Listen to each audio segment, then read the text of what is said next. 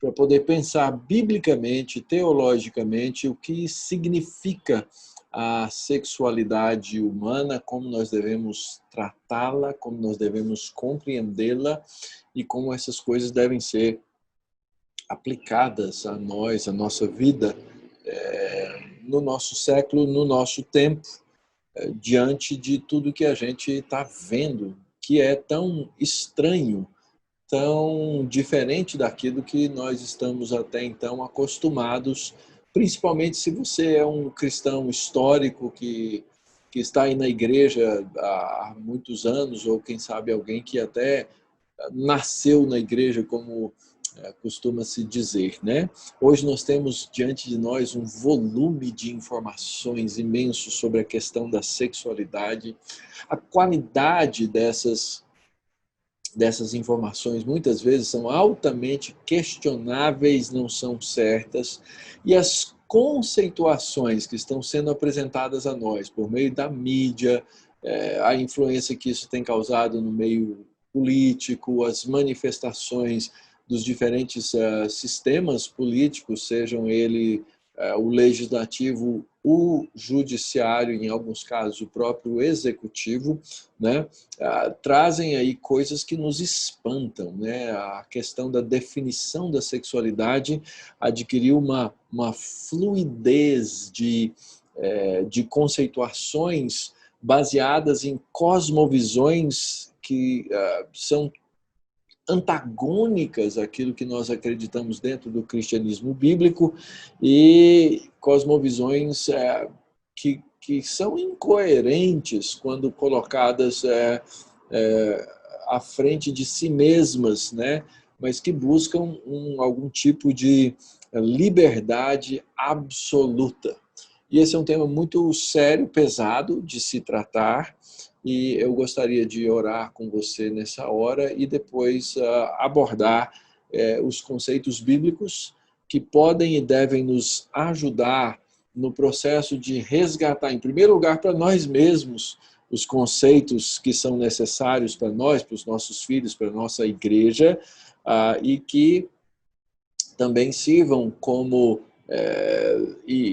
ilustração, modelo, exemplo para outros que estão fora do nosso âmbito, da nossa percepção de uma cosmovisão bíblica sobre a sexualidade. Vamos orar? Senhor, nós agradecemos muito a Tua palavra que nos instrui e nos ensina.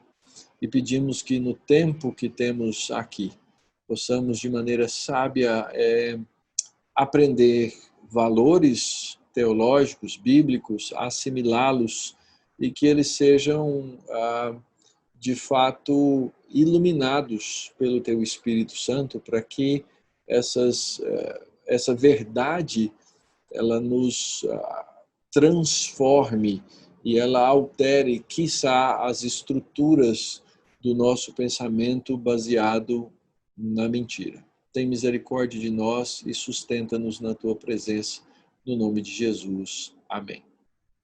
Muito bem, teologia e sexualidade. A primeira coisa que nós precisamos entender para resgatar um conceito bíblico sobre sexualidade é resgatar a realidade, a verdade daquilo que nós chamamos de antropologia bíblica. Nós precisamos entender o homem, a sua natureza, o lugar da onde ele vem, para entender também a sua sexualidade. E esse é um dos conceitos que correntemente são muito confusos na cabeça da maioria das pessoas. Por exemplo, um conceito fundamental, necessário de ser resgatado, é o conceito de que nós somos uma espécie diferenciada das demais espécies.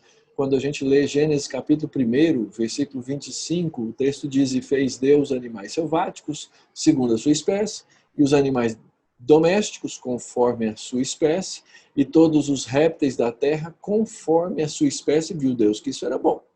Entretanto, à medida em que a gente caminha, a gente vai ver que Deus cria o homem, e o homem é uma espécie diferenciada na criação.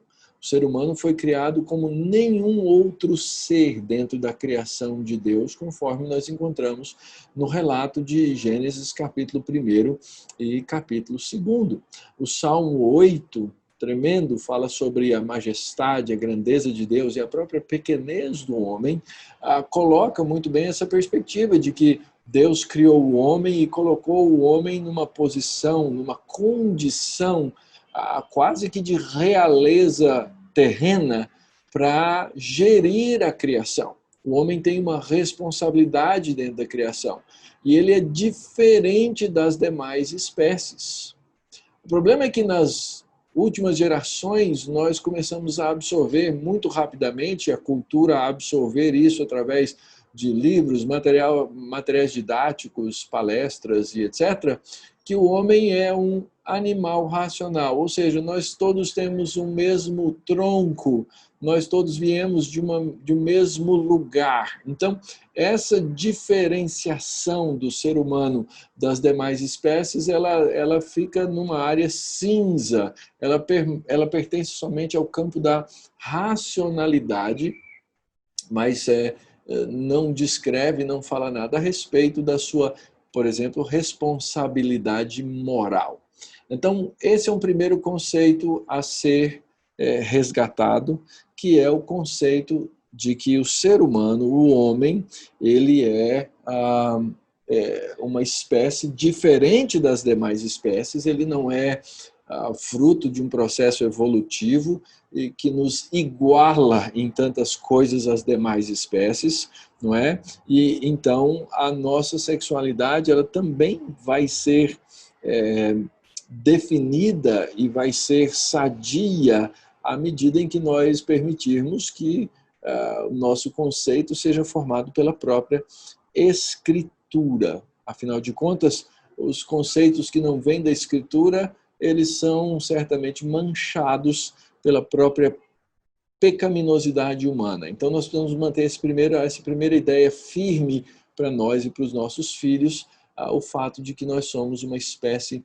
diferenciada. Uma segunda coisa importante é o fato de que a Escritura também relata que o homem foi criado à imagem e semelhança de Deus. Verso 26 do mesmo capítulo 1 de Gênesis.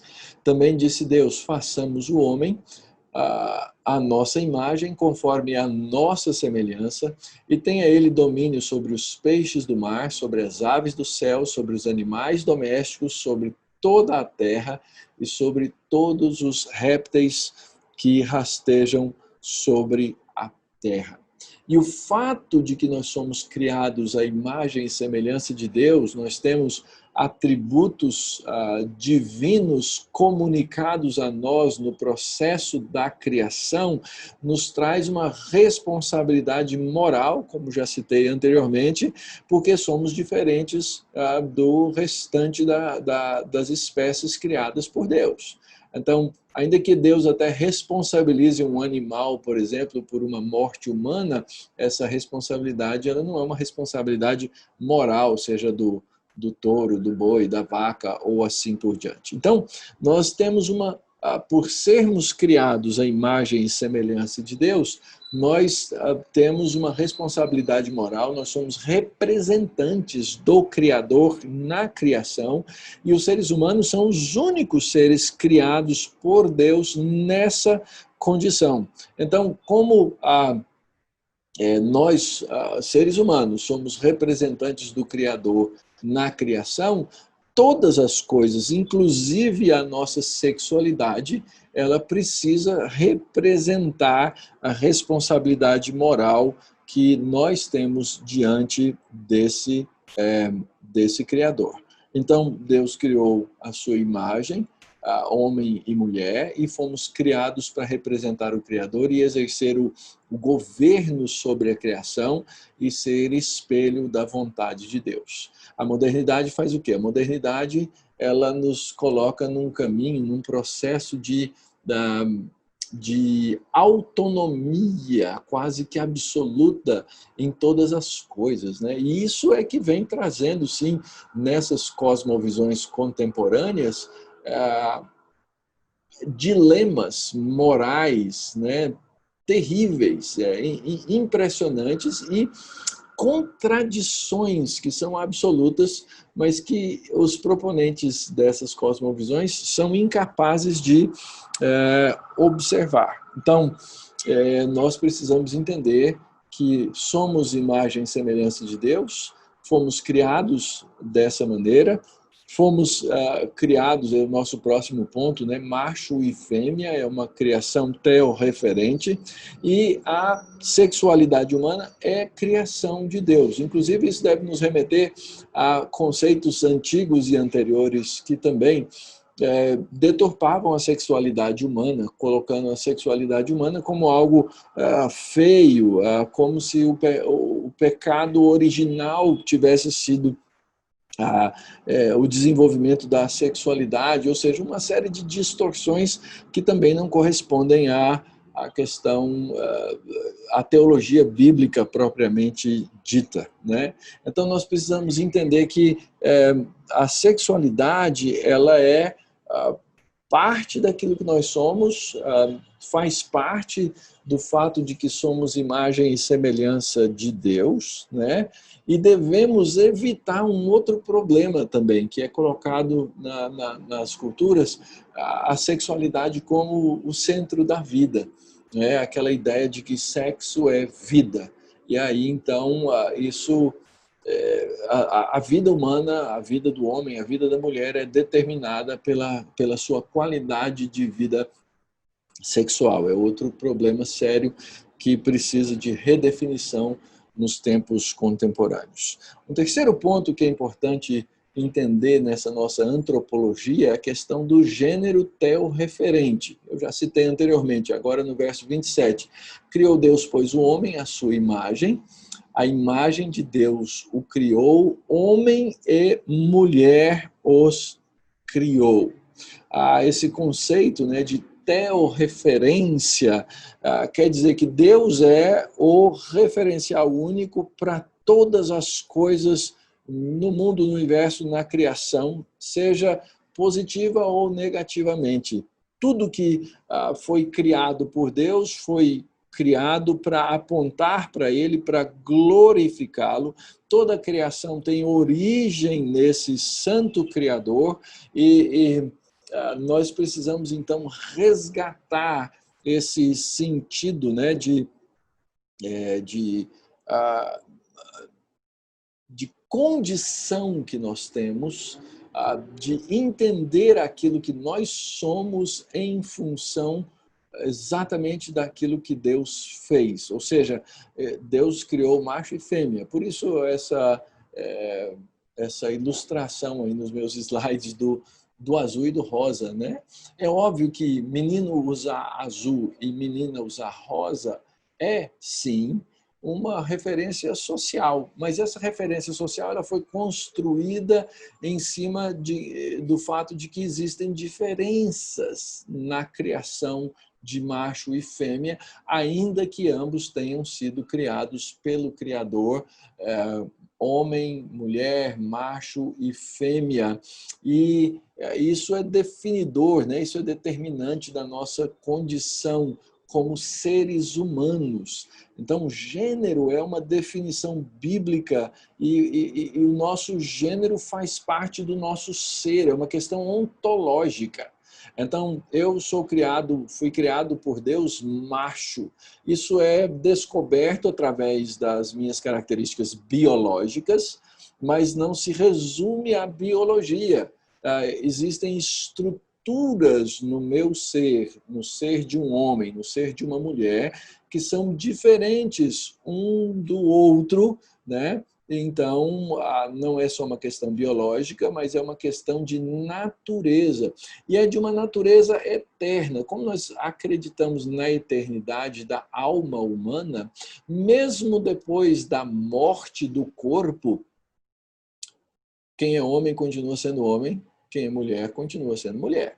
Não haverá neutralidade depois da morte do corpo. Ou seja, a gente identifica a questão do gênero por meio da biologia entretanto, ela não é o fator determinante daquilo que somos. É por isso que uma operação de mudança de sexo não muda necessariamente, obviamente, o gênero de uma pessoa, ainda que aparentemente, e é só aparência mesmo, um homem possa se parecer com uma mulher se parecer com um homem. E esse é o grande problema da modernidade, né? Uma fluidez absoluta na questão de gênero, e aquilo que começou com o movimento LGBT, hoje é o LGBTQ+, e aí você vai acrescentar letras aí, porque não existem de fato mais categorias fixas dentro das condições propostas por essas cosmovisões contemporâneas. E um quarto aspecto necessário de ser levantado é a questão do propósito. O que a Escritura coloca como propósito do ser humano criado por Deus? Verso 28, ainda de Gênesis 1, Deus os abençoou e lhes disse: sede fecundos, multiplicai-vos, enchei a terra e sujeitai-a, dominai sobre os peixes do mar, sobre as aves do céu e sobre todo o animal que rasteja sobre a terra. Ora, nesse texto, a gente vê que Deus dá um propósito ao homem, ao ser humano, homem e mulher. Quando Deus habilita dentro das capacidades biológicas de homem e mulher a reprodução. Então Deus traz a sua bênção sobre o ser humano, dá-lhes a fecundidade e dá-lhes uma ordem, uma orientação de que por esse processo eles enchessem a terra e também exercessem o domínio sobre a terra. Então aqui nós temos a definição de propósito, para que o ser humano foi criado. Ora, o ser humano foi criado para a glória de Deus, a gente vai entender isso do conjunto teológico das Escrituras. Ele nos deu um papel na criação.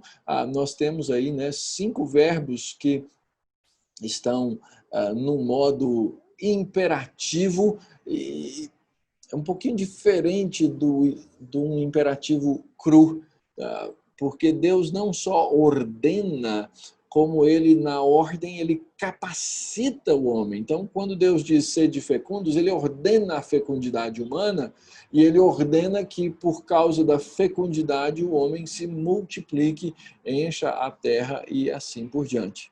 A grande diferença desse ponto da antropologia bíblica com as antropologias que existem por aí, né, é que o homem ele aprende a viver para a glória de si mesmo ao longo dos anos e na contemporaneidade também.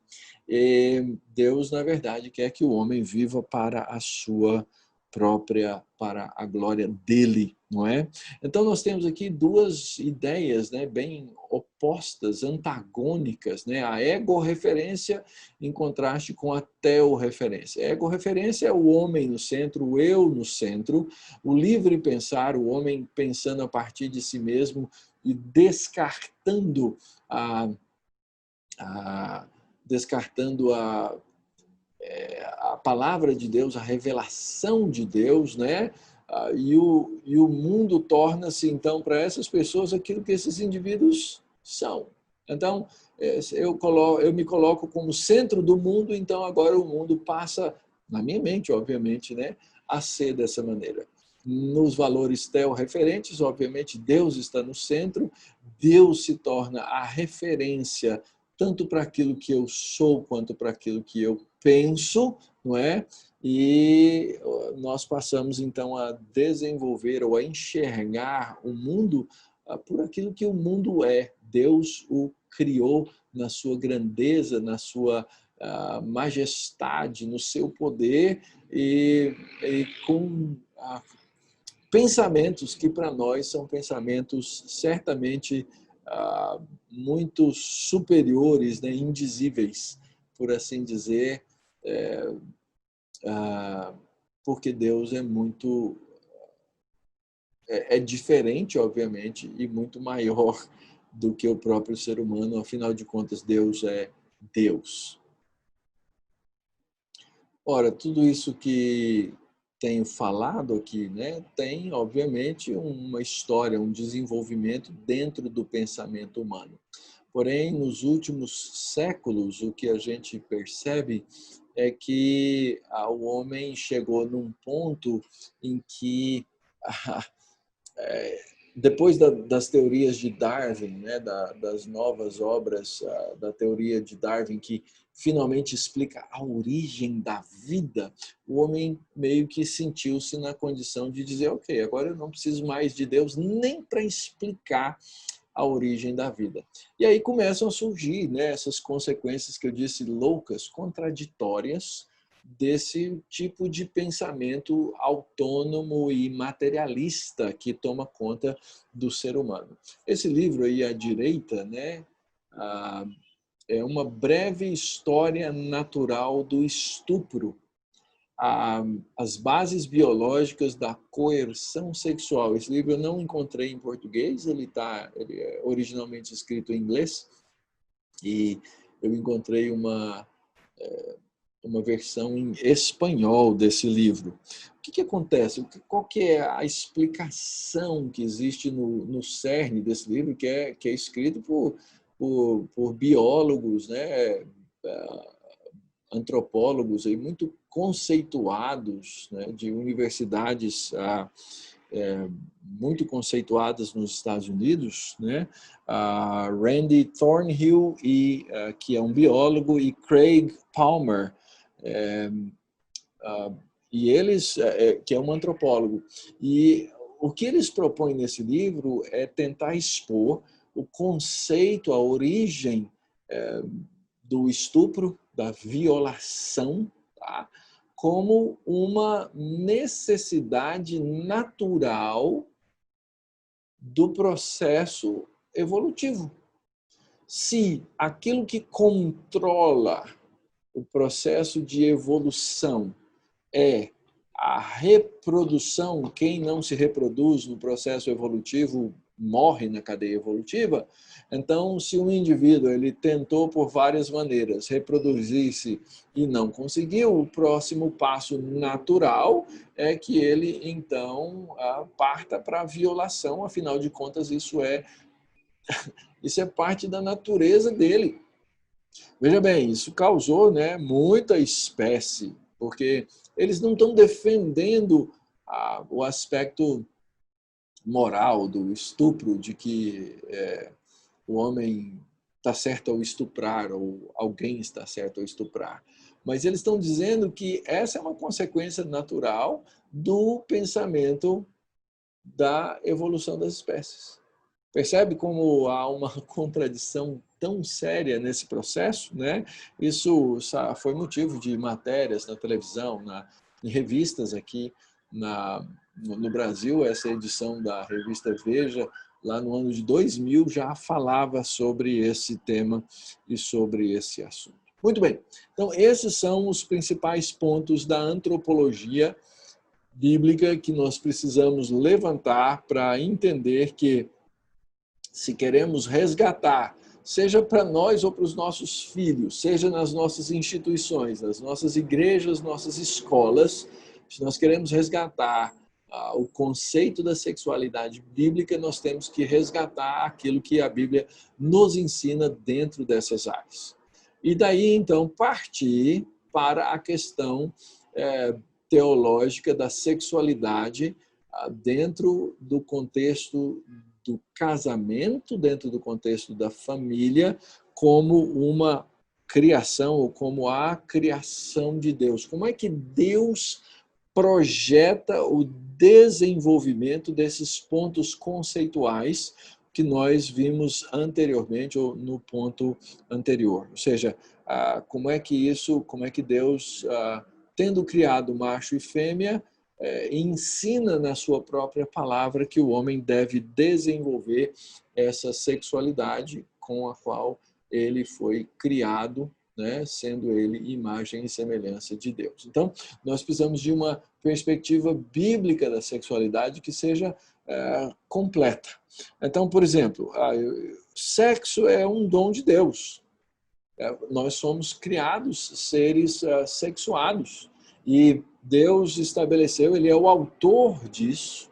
E ao nos criar dessa forma e dessa maneira, Deus também vai estabelecer os padrões de vida, de desenvolvimento e de santidade da nossa própria sexualidade e que estão exatamente limitados ao ensino na família e ao desenvolvimento dentro do próprio casamento. Assim como Deus mesmo estabeleceu o padrão bíblico do prazer nos conceitos de beleza, bondade, verdade, que são conceitos que estão na Escritura e que nós precisamos entender para aplicar a nossa vida pessoal, nosso contexto familiar, nosso contexto cultural e nosso contexto social. Então, sendo nós seres que têm corpo e essa identidade, né, de ser macho e fêmea está associada, pelo menos inicialmente pela nossa biologia, não é? Como seres que têm corpo e alma, nós temos que entender o que a gente faz com o nosso corpo afeta tudo aquilo que nós somos, afeta a sede das nossas afeições, que é o nosso coração, afeta a nossa mente, afeta o nosso raciocínio, afeta o nosso pensar e também afeta o nosso próximo. Nossas atitudes, elas têm sempre consequências, elas são... nossas ações, elas são consequentes, né? Elas não são isoladas, elas não são neutras, elas não têm consequências que são somente individuais. Então, nós precisamos entender que existem esses conceitos nas Escrituras e esses conceitos são conceitos primordiais, né? Então, hoje você ouve, né, a ideia, olha, o que duas pessoas fazem entre duas paredes não é da conta de ninguém e não tem consequências. Isso não é verdade. O que duas pessoas fazem entre duas paredes afeta uma outra, afeta aqueles que estão no seu círculo, nos seus relacionamentos e vai afetar a cultura e vai afetar a nossa sociedade como um todo. Então, ainda que a gente defenda os princípios da individualidade, de que as pessoas, né, dentro da democracia, elas mantenham para si mesmo a sua moralidade, né, não é verdadeiro, não é bíblico dizer que aquilo que duas pessoas fazem, mesmo que seja somente entre elas, aparentemente, não tenha implicações sociais, não tem implicações para as outras pessoas à sua volta. Por quê? Porque o comportamento de uma pessoa, ele revela, né, as suas convicções, e as suas convicções, elas têm implicações. E isso, obviamente, tem frutos, isso tem consequências.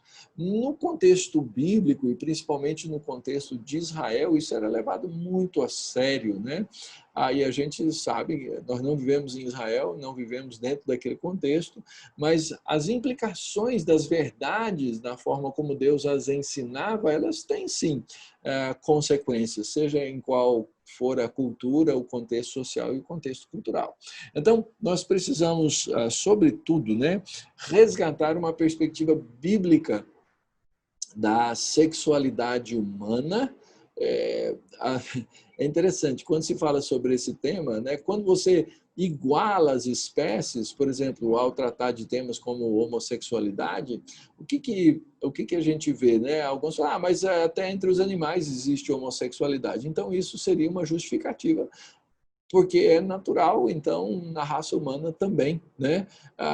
A mesma coisa poderia valer para outros níveis, né? E a gente sabe que a nossa sociedade caminha para esse tipo de coisa, como os conceitos de pedofilia voltarem, né, a entrar dentro daquelas coisas que são ou passam a ser aceitáveis na cultura e na sociedade, como já foram, obviamente, no passado, sem que princípios universais existam e sem que haja essa hierarquia das coisas tão necessária, as coisas no seu devido lugar e no seu devido contexto. Então, nós precisamos voltar à Bíblia para resgatar a perspectiva bíblica da sexualidade e a perspectiva bíblica do próprio casamento, né? Isso é muito sério e isso está sendo também pervertido, distorcido aí ao longo do tempo.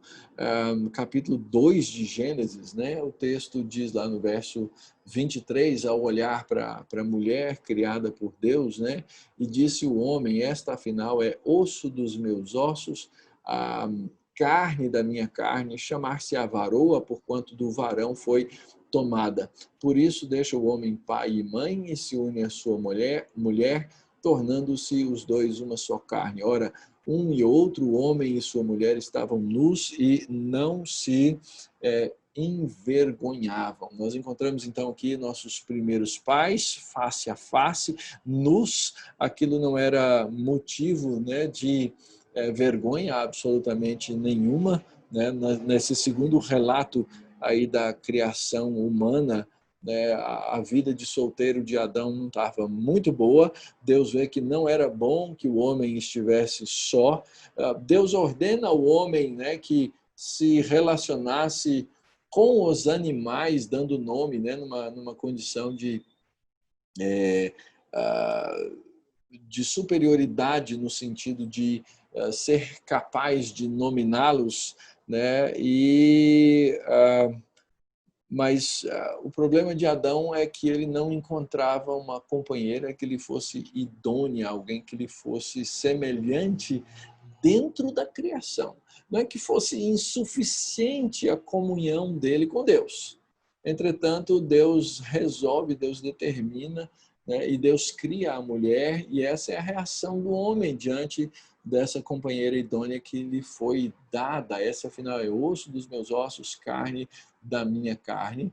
E aqui no versículo 24, o autor do texto, ele determina, né, esse conceito do casamento na perspectiva bíblica, né? O homem deixa pai e mãe, se une à sua mulher e os dois se tornam uma só carne.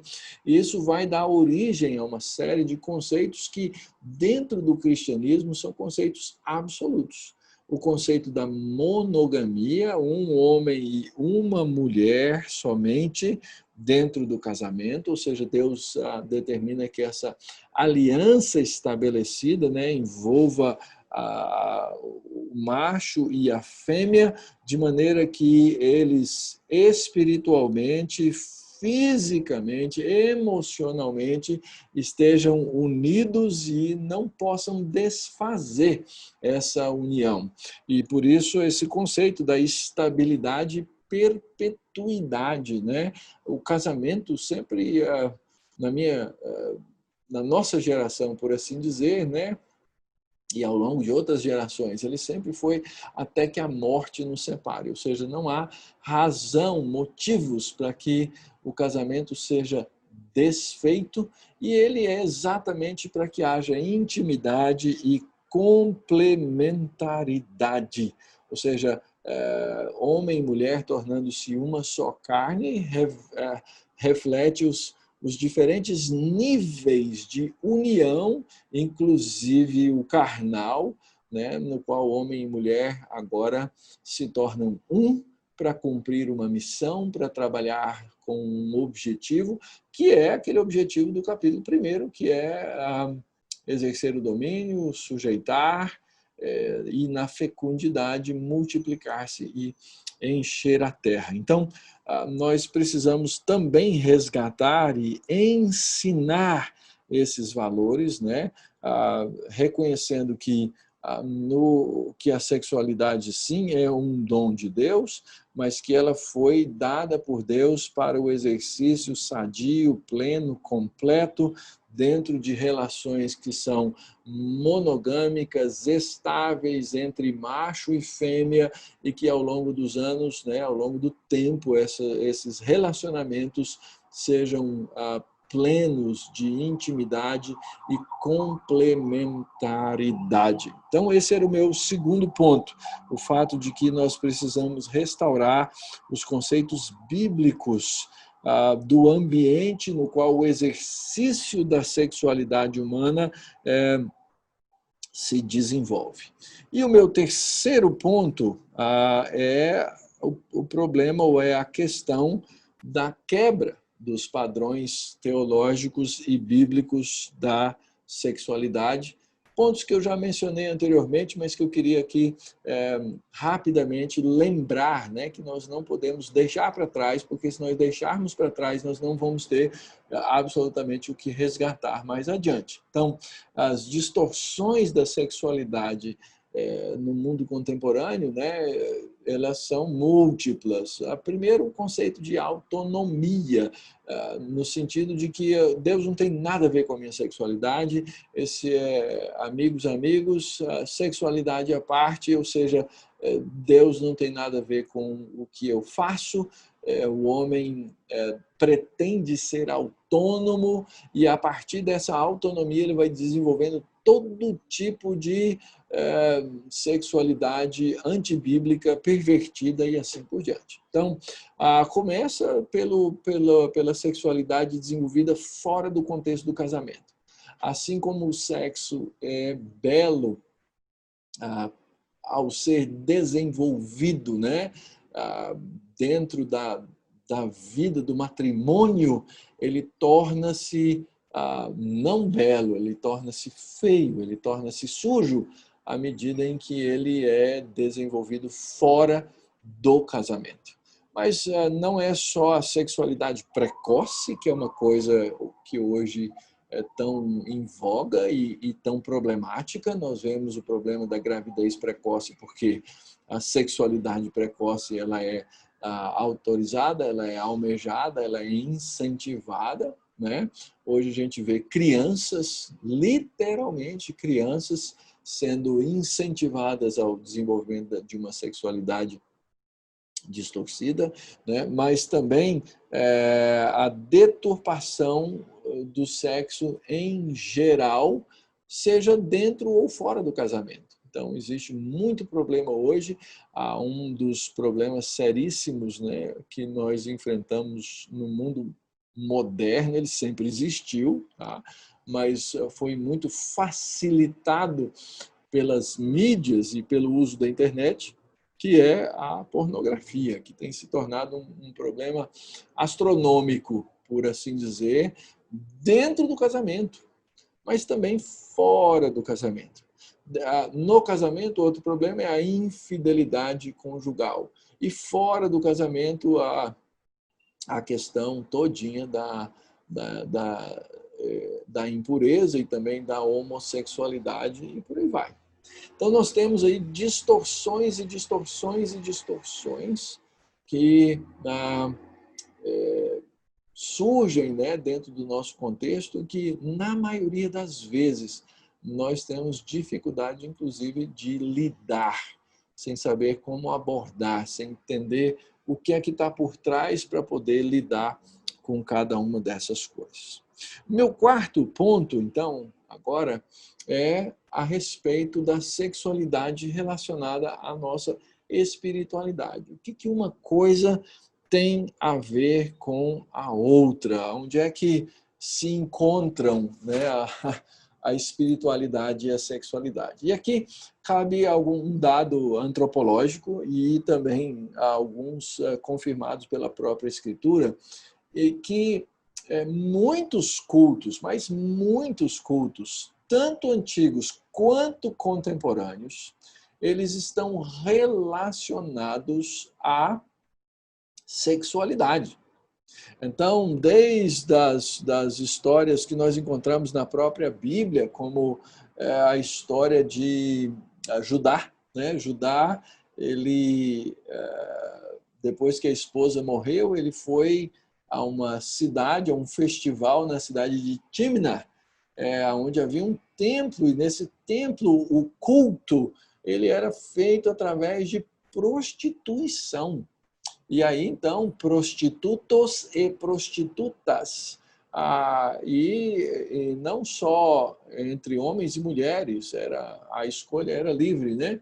Eles pagavam, eles faziam seus serviços de prestação de serviço sexual nos templos, eles pagavam uma taxa ao templo e recebiam daqueles que se beneficiavam dos seus serviços, por assim dizer, né? No capítulo 38 de Gênesis, no verso 21, Judá mandou um amigo, né, procurar aquela prostituta que ele havia encontrado anteriormente, e ele pergunta aos homens daquele lugar: onde está a prostituta cultual que se achava junto ao caminho de Enaim? Então, era uma prostituta relacionada ao culto, né? E se você vai aí avaliar e analisar as religiões antigas e muitas religiões espiritualistas contemporâneas, elas têm tudo a ver com sexualidade. Então, nós precisamos lembrar disso, porque isso também é definidor, obviamente, da nossa cultura. E a pergunta que a gente faz, mas, pastor, o que uma coisa tem a ver com a outra, né? Como é que a gente faz essa relação? Ora, para nós que somos cristãos, tem tudo a ver, porque é dentro da nossa teologia que nós temos as definições da nossa conduta com relação à nossa sexualidade. Ele não só define o gênero, mas define a maneira, o modo de desenvolver a nossa sexualidade. Como acabamos de ver, monogâmico, estável e assim por diante. Então, é importante entender, um dos problemas que eu acredito existe na igreja cristã é que a gente mantém aquela ideia de que sexo é uma coisa feia e suja. Então a gente não fala do assunto, a gente não trata do assunto, a gente não ensina sobre o assunto, a gente tem vergonha de falar sobre o assunto e por essas razões, então, a gente mantém essas duas coisas tão compartimentalizadas, tão separadas uma da outra. Mas a própria Escritura mostra que não é assim, que a nossa vida, os nossos afetos religiosos, a nossa condição de amar a Deus tem tudo a ver com a nossa sexualidade também. Então a gente vai ler o texto de Romanos, no capítulo 1, e vai tentar entender de maneira básica, pelo menos, né, alguns dos conceitos que estão aí relacionados à teologia, à espiritualidade e à condição moral e à sexualidade humana. Então vamos ler aí os versos, a partir do verso 18 do capítulo 1 da carta de Paulo aos Romanos, que nos diz assim: a ira de Deus se revela do céu contra toda a impiedade e perversão dos homens que detêm a verdade pela injustiça. Porquanto o que de Deus se pode conhecer é manifesto entre eles, porque Deus lhes manifestou. Porque os atributos invisíveis de Deus, assim o seu eterno poder, como também a sua própria divindade, claramente se reconhecem desde o princípio do mundo, sendo percebido por meio das coisas que foram criadas. Tais homens são, por isso, indesculpáveis. Porquanto, tendo conhecimento de Deus, não o glorificaram como Deus, nem lhe deram graças, antes se tornaram nulos em seus próprios raciocínios, obscurecendo-se-lhes o coração insensato e inculcando-se por sábios, tornaram-se loucos e mudaram a glória do Deus incorruptível em semelhança da imagem de homem corruptível, bem como de aves, quadrúpedes e répteis. Por isso, Deus entregou tais homens à imundícia pelas concupiscências de seu próprio coração, para desonrarem o seu corpo entre si. Pois eles mudaram a verdade de Deus em mentira, adorando e servindo a criatura em lugar do Criador, o qual é bendito eternamente. Amém. Por causa disso, os entregou Deus a paixões infames, porque até as mulheres mudaram o modo natural de suas relações íntimas por outro, contrário à natureza. E, semelhantemente, homens também, deixando o contato natural da mulher, se inflamaram mutuamente em sua sensualidade, cometendo torpeza, homens com homens, e recebendo em si mesmos a merecida punição do seu erro. E por haverem desprezado o conhecimento de Deus, o próprio Deus os entregou a uma disposição mental reprovável para praticarem coisas inconvenientes, cheios de toda injustiça, malícia, avareza e maldade, possuídos de inveja, homicídio, contenda, dolo, malignidade, sendo difamadores, caluniadores, aborrecidos de Deus, insolentes, soberbos, presunçosos, inventores de males, desobedientes aos pais, insensatos, pérfidos, sem afeição natural e sem misericórdia. Ora, conhecendo eles a sentença de Deus, de que são passíveis de morte os que tais coisas praticam, não somente as fazem, mas também aprovam os que assim procedem. O apóstolo Paulo está escrevendo aqui uma carta a uma igreja, a irmãos que estavam na capital do Império Romano, que era o centro da arte, da cultura, da política de todo o império. As coisas que o império acreditava, vivia, absorvia, partiam certamente dali. Não é? E Paulo diz nos versos anteriores, né, a esses que lemos, eu não me envergonho do evangelho. Ele queria ir a Roma, compartilhar desse evangelho com aqueles irmãos e depois partir para uma missão na Espanha, sustentado parcialmente ou completamente por aqueles irmãos. Basicamente, o que Paulo vai explicar é a condição, nos primeiros capítulos, é a condição do ser humano gentio, sem o contrário dos judeus que tinham a revelação de Deus, a condição na qual eles se encontravam e o problema que eles tinham.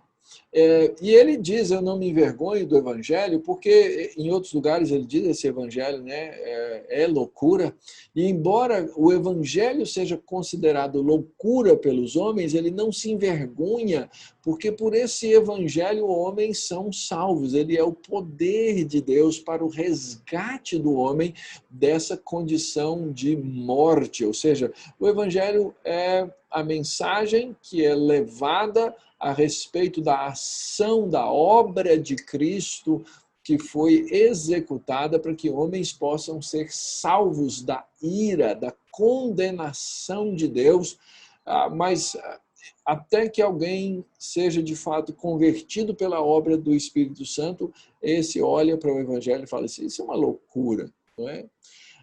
Paulo escreve para aquela igreja no meio de uma cultura em que todo mundo era crente, né? O ateísmo não era necessariamente uma religião proclamada, né? Todo mundo cria em algo. E Paulo sabia que, apesar daquelas crenças, aqueles homens com todo tipo de comportamento, com todo tipo de ideia, com todo tipo de ação pregressa na vida, poderiam ser salvos pelo poder desse evangelho de Cristo, então ele não se envergonha. Mesmo esses homens que ele anuncia e denuncia no versículo 18, naquela condição de não conhecer a Deus. Ele começa dizendo, olha, a ira de Deus, ela se revela do céu contra os homens, na sua condição de impiedade, perversão e deter a própria verdade. Então, O homem está nessa condição, o homem está nessa situação, e Deus manifesta a sua ira sobre o ser humano que age dessa maneira porque pensa dessa maneira. Observe que o ser humano, o fato não é que ele não conheça a verdade, e Paulo vai argumentar isso abaixo. O fato é que o ser humano, conhecendo a verdade, ele detém a verdade, ele retém a verdade, não é? Na sua maneira de pensar, na sua maneira de agir, no seu comportamento, e eu associo essa palavra impiedade, né? A sua própria espiritualidade, né? O oposto do piedoso é o ímpio. Então, Deus manifesta a sua ira contra o ser humano, porque o ser humano suprime, esconde e segura a verdade de Deus, mesmo tendo conhecimento dela. E ele esconde isso debaixo do tapete da injustiça.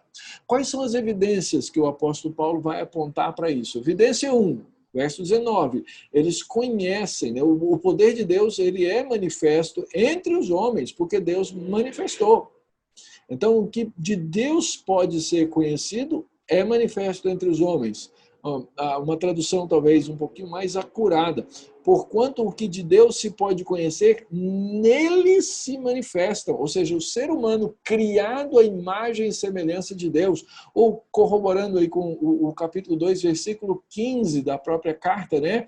Esses homens, os gentios que não tinham a revelação externa da palavra de Deus, eles mostram a obra da lei escrita no seu coração, testificando juntamente a sua consciência e os seus pensamentos. Ou seja, o homem sim tem consciência, ele tem a lei de Deus gravada no coração, mesmo que esse homem não tenha a revelação externa, a palavra como nós a conhecemos, e os judeus a tinham, mas sabendo, tendo consciência dessa verdade, o homem nega e rejeita essa verdade. Essa é a primeira evidência apontada aí pelo apóstolo Paulo. Os homens conhecem. Como é que eles fazem isso? Eles fazem isso através da sua maneira de pensar, por causa daquilo que mexe com as suas afeições, por causa daquilo que seus corações estão afeitos. E aí, então, eles colocam todas essas coisas, né, na sua religiosidade, nas diferentes formas da sua própria espiritualidade. A segunda evidência apontada pelo apóstolo Paulo, se não bastasse a manifestação de Deus, na imagem e semelhança de Deus que o próprio homem tem, o verso 20 diz, porque os atributos invisíveis de Deus, o seu eterno poder, a sua própria divindade, claramente se reconhecem desde o princípio, ele se refere aqui à criação, sendo percebido por meio das coisas que foram criadas. Então, como se não bastasse a evidência do próprio homem ser criatura e ser imagem e semelhança de Deus, poder reconhecer, por causa da consciência que tem o Criador, ele olhando para fora deveria ver também, mas ele não faz isso.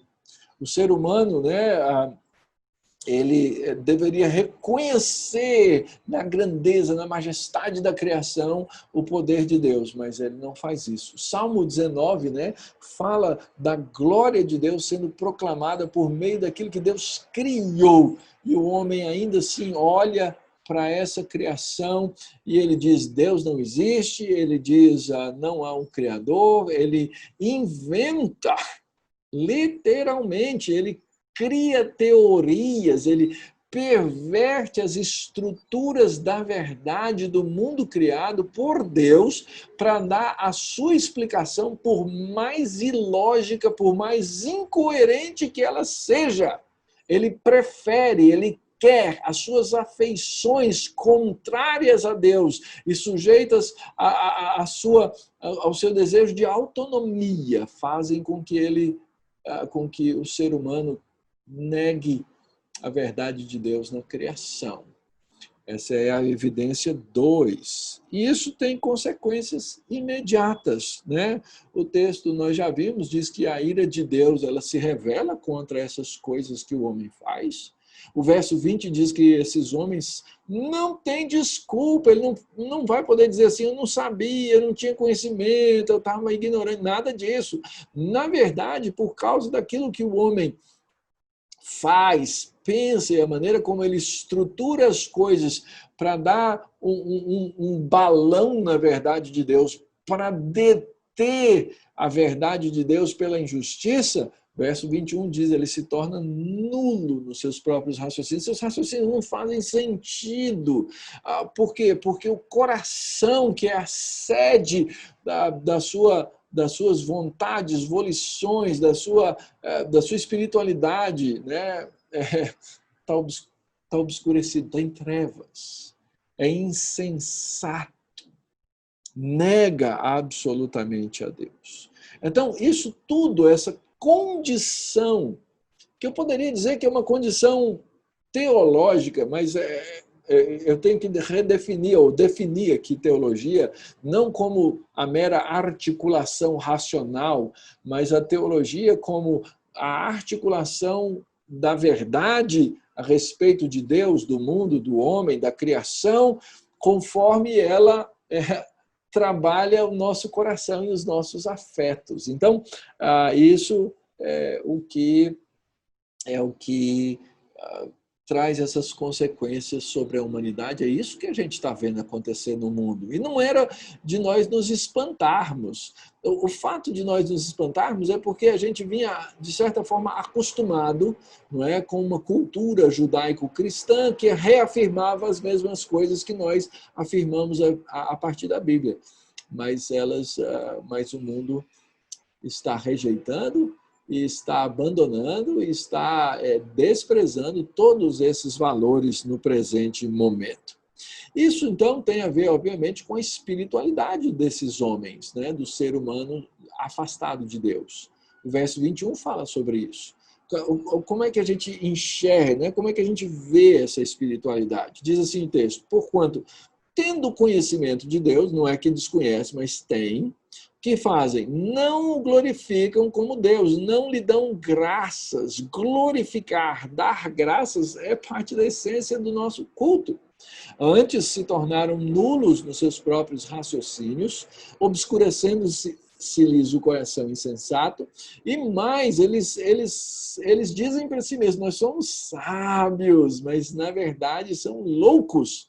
E o que fazem? Verso 23, mudam a glória do Deus incorruptível em semelhança da imagem de homem, corruptível, bem como de aves, quadrúpedes e répteis. Essas são, então, as marcas desse homem sem Deus. Esses homens que são, segundo o apóstolo Paulo já disse, indesculpáveis. E assim, então, eles tendo pervertido a verdade de Deus, escondido a verdade de Deus pela injustiça, eles se reúnem para construir outra verdade. Eles se reúnem para declarar a sua autonomia. O homem sem Deus, ele se afasta cada vez mais numa rejeição objetiva daquilo que Deus é e das coisas que Deus faz, porque ele quer, porque ele deseja. A gente olha, né, e o próprio Senhor Jesus falou isso, né, são cegos, não entendem, não compreendem, porque não compreendem a verdade. Mas não compreender a verdade significa que eles estão rejeitando essa verdade, que é a verdade do Evangelho, porque rejeitam a Deus, não é? Assim age o homem, assim caminha o homem dentro desse processo. Então, quando alguém conhece a Deus, glorifica a Deus, dá graças a Deus. Por quê? Para de esconder a verdade a respeito de Deus, de quem Deus é, do que ele faz, de como ele age. Para de deter essa verdade ou esconder essa verdade pela sua própria injustiça. Então, aqueles que foram convertidos pelo Senhor, eles não vivem dessa maneira. Eles têm a sua espiritualidade agora cativa da verdade de Deus. A marca da espiritualidade de quem nega Deus é ingratidão. Nem lhe deram graças. A gratidão ao Deus verdadeiro é uma marca fundamental da espiritualidade cristã. Basta você olhar a himnologia cristã. O nosso reconhecimento da bondade de Deus na criação, na redenção, na santificação, na manutenção da nossa vida e assim por diante. Então, a gratidão é uma marca cristã. Eu costumo dizer, um crente ingrato é uma contradição de termos. Uma marca genuína de um cristianismo genuíno é um coração que aprende a ser grato a Deus em todas as coisas. Mas a segunda marca que é aí revelada, né, é a loucura. Inculcando-se por sábios, tornaram-se loucos. Ou seja, quando o homem não pratica uma adoração verdadeira, porque as suas afeições estão ligadas à mentira e não à verdade de Deus, ele não tem razão para viver, ele não tem razão para agir, ele não tem um papel, ele não tem aqueles elementos da antropologia bíblica lá atrás que nós citamos. Mas tem uma terceira marca ainda. Esse homem passa por um processo, já que ele foi criado para adorar e ele não adora o Deus verdadeiro, ele passa a adorar alguma coisa. O apóstolo Paulo fala da adoração da criatura no lugar do Criador. E esse verso 25 tem uma expressãozinha muito preciosa. Diz assim, pois eles mudaram a verdade de Deus em mentira. A melhor tradução aí seria, pois eles mudaram a verdade de Deus na mentira. O apóstolo Paulo está se referindo, ele já não se referiu desde o princípio, a criação, as coisas criadas. Eu acredito que o apóstolo Paulo está se referindo a uma mentira específica, que é aquela famosa mentira de Satanás, pronunciada no capítulo 3 de Gênesis. Olha, se vocês comerem da árvore do conhecimento do bem e do mal, vocês serão como Deus. Então, a autoadoração, né, o tornar-se aquilo que você adora, é uma marca da espiritualidade desses que não amam a Deus, que não conhecem a Deus e que detêm a verdade de Deus. É uma espiritualidade confusa, não é? E aí a gente olha para as outras religiões e você vê, né, nas religiões antigas, o que levava alguém a adorar Faraó no Egito, ou a César em Roma, ou a um animal como um bovino. Exatamente essas coisas todas que a gente vê aí. Ou seja, uma falsa espiritualidade, ela vai gerar frutos ruins, porque ela inverte os processos da adoração, ou seja, ela levanta, ela exalta as idolatrias do coração humano. Então, a gente tem três aspectos aí. Um aspecto teológico conceitual, mudar a verdade de Deus sobre Deus na mentira, sobre Deus e a respeito do mundo de Deus. Um aspecto espiritual, adorar a criatura ao invés do Criador. E comportamental, no sentido de que há um serviço, um culto, né, à criatura ao invés do Criador, ou seja, você passa a servir a si mesmo. E isso tem as suas consequências éticas. E o apóstolo Paulo passa a explicar isso a partir do verso 24. Por isso, Deus entregou tais homens à imundícia pelas suas concupiscências pelas concupiscências do próprio coração, para desonrarem o seu corpo entre si. Ou seja, Deus olha para o homem no seu desejo quando creu na mentira de Satanás. Lembra que, vendo que o fruto era bom para se comer e desejável e agradável, Deus disse, ok, você vai então, faça o que você quer fazer. Isso a gente chama do livre-arbítrio antes da queda. Esses homens foram entregues antes da queda e continuaram a ser entregues depois da queda. E eles, então, agora vivem nesse estado porque a sua falsa teologia, a sua, a sua, a sua distorção do conceito da verdade, gera-lhes uma espiritualidade falsa que gera uma ética falsa. Então, como é que isso se reflete na questão da sexualidade? Lembra que lá atrás eu falei que a religião e sexualidade são íntimas, estão ligadas, não é? O apóstolo explica no verso 26. Deus os entregou a paixões infames. E aí ele cita as mulheres mudando o modo natural e os homens também mudando o contato natural da mulher. Se inflamam mutuamente na sua sensualidade, cometendo torpeza, homens com homens, e recebendo em si mesmos a merecida punição do seu erro. E aqui eu acredito que o apóstolo Paulo começa com o pecado da homossexualidade, não porque o pecado da homossexualidade seja um pecado pior do que os outros pecados que o apóstolo vai citar logo abaixo. Entretanto, eu acredito que o apóstolo Paulo começa com o listar desse pecado, porque ele revela uma maneira de deter a verdade pela injustiça. Como? A Escritura diz o seguinte: Deus os criou à sua imagem e semelhança, macho e fêmea os criou. A homossexualidade, na sua distorção desses dois papéis criacionais que nós entendemos estão na Escritura, ela é o mesmo que virar-se para Deus e dizer assim: eu não quero ser aquilo que o Senhor me criou. É como um filho dizer para o pai: eu não sou seu filho. Eu não sou o que você me fez. É um ato de rebeldia extrema contra o Criador. Tão perdoável quanto qualquer outro. Porque todo pecado ofende a Deus.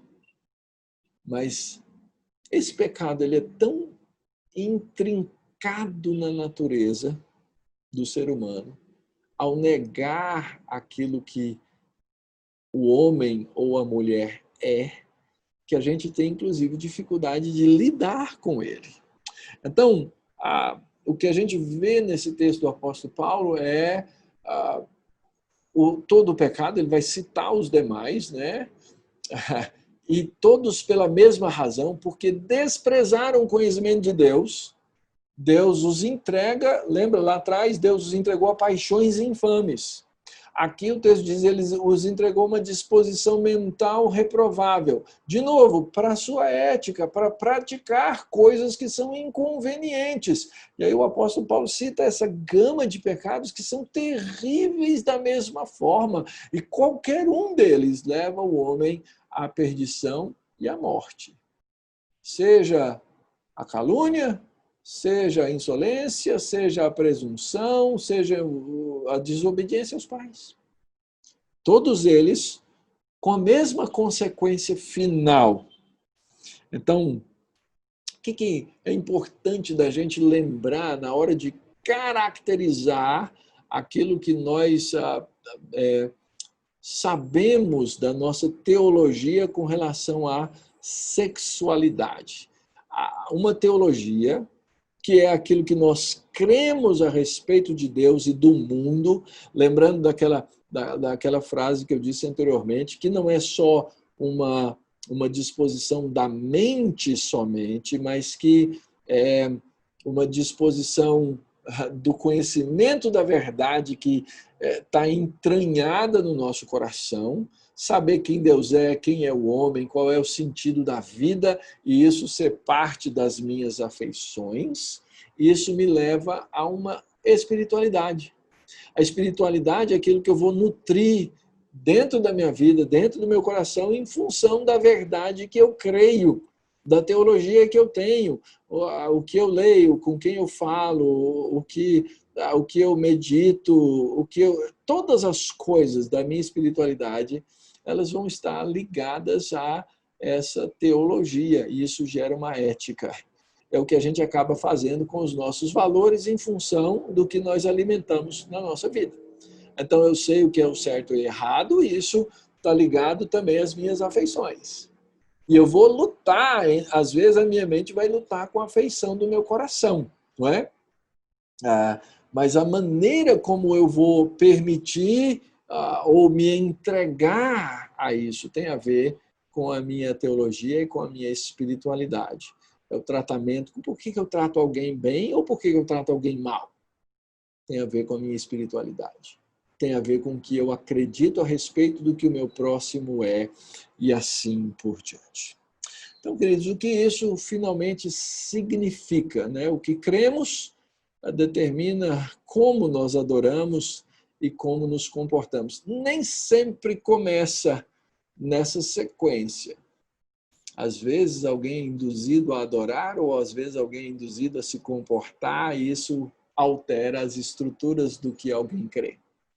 Eu já vi isso acontecer muito com religiosos que creem, são na sua teologia ortodoxos ou não, mas que com o passar do tempo, por causa das suas afeições, eles mudam o que creem. Eles mudam o que creem. Isso significa o quê? Se eu tiver uma teologia correta, eu não vou mais pecar? Não. Se eu não tiver uma teologia correta, o conhecimento do Deus verdadeiro, eu vou cometer os piores pecados do mundo? Não necessariamente. Existe uma série de condições e fatores aí em volta. E se eu tiver uma teologia errada, eu vou ter como praticar a verdadeira espiritualidade? Também não. Uma teologia ruim leva a uma adoração falsa. Isso aí não tem como fugir. E afinal de contas, então, o que a gente precisa fazer? O que é que nós devemos fazer? Primeiro, voltar os nossos olhos para aquela fonte que nos traz a verdade de Deus à luz, em oração, para que essa verdade não seja negada na nossa vida. Isso, então, é a nossa espiritualidade na prática. E então, praticar a ética, a ser ético e viver eticamente e agir eticamente em todas as áreas da vida, seja na sexualidade, no tratamento ao próximo, no uso da maneira como eu falo, numa autoavaliação constante das motivações do meu coração, no respeito às autoridades e assim por diante. Cuidado para você não se encontrar nessa condição desses aí do versículo 32. Ora, conhecendo eles a sentença de Deus de que são passíveis de morte os que tais coisas praticam, não somente fazem, mas também aprovam os que assim procedem. Muito cuidado, porque o coração é enganoso. E muitas vezes nós, por causa das inclinações do coração a uma sexualidade pervertida, mudamos e escondemos a verdade de Deus pela injustiça. Que o Senhor nos livre disso. Vamos orar mais uma vez? Senhor, faz com que a tua palavra ache lugar e faça raiz nos nossos corações, a fim de que, tomados pela tua verdade, nós caminhemos desejosos sempre de adorar o teu nome, de cumprir, de glorificar o teu nome e